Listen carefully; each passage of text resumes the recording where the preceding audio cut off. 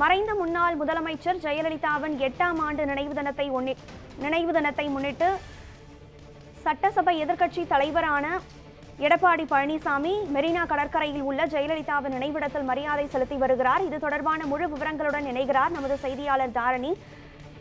விவரங்களை பதிவு செய்யுங்கள். வணக்கம் கணக்கதாரா.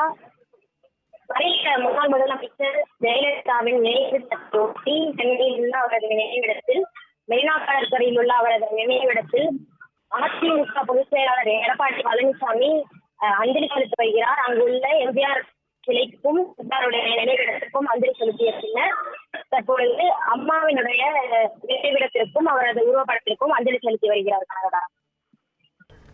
தகவல்களுக்கு நன்றி தாரணி.